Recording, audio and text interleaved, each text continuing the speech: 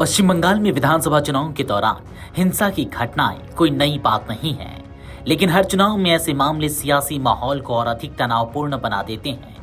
एक बार फिर ऐसा ही मामला सामने आया है, जहां कांग्रेस के वरिष्ठ नेता अधीर रंजन चौधरी ने तृणमूल कांग्रेस के कार्यकर्ताओं पर हमला करने का आरोप लगाया है। यह घटना मुर्शिदाबाद जिले के बहरामपुर विधानसभा क्षेत्र में सामने आई, जहां अधीर रंजन चौधरी चुनाव प्रचार के तहत जनसंपर्क अभियान चला रहे थे। आरोप है कि इसी दौरान टीएमसी के कुछ कार्यकर्ता अचानक वहां पहुंचे और अभियान में बाधा डालते हुए चौधरी और उनके समर्थकों पर हमला कर दिया। इस घटना में कुछ वाहनों को नुकसान पहुंचने की भी खबर है, जिससे इलाके में अफरा तफरी का माहौल बन गया।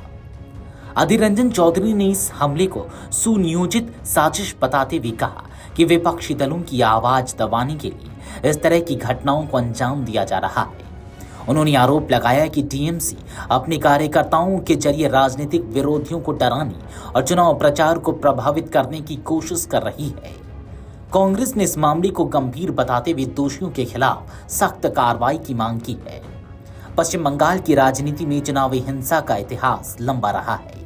ममता बनर्जी के नेतृत्व वाली सरकार हो या उससे पहले वाम दलों का शासन, चुनाव के दौरान झड़पों और हिंसक घटनाओं की खबरें लगातार सामने आती रही हैं। कई बार यह हिंसा इतनी गंभीर हो जाती है कि इसमें जान माल का नुकसान भी होता है। इस ताजा घटना के बाद राज्य का राजनीतिक माहौल और गर्म हो गया है। विभिन्न राजनीतिक दल एक दूसरे पर आरोप प्रत्यारोप लगा रहे हैं, जिससे चुनावी तनाव और बढ़ गया है। राजनीतिक विश्लेषकों का मानना है कि इस तरह की घटनाएं न सिर्फ चुनाव प्रचार को प्रभावित करती हैं, बल्कि मतदाताओं के मन में भी भय का माहौल पैदा कर सकती है। इस मामले में चुनाव आयोग की भूमिका भी अहम मानी जा रही है। सूत्रों के अनुसार आयोग ने इस घटना को लेकर राज्य प्रशासन से रिपोर्ट तलब की है और स्थिति पर नजर बनाए हुए है।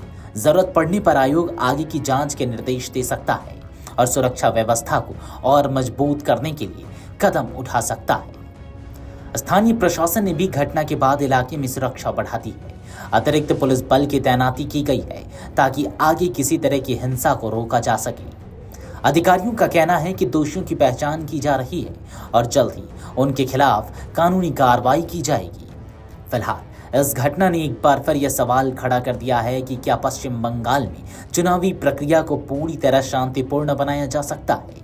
आने वाले दिनों में यह देखना महत्वपूर्ण होगा कि प्रशासन और चुनाव आयोग इस चुनौती से कैसे निपटते हैं और क्या राजनीतिक दल संयम बरतते हैं या नहीं। Video desk amarujala.com।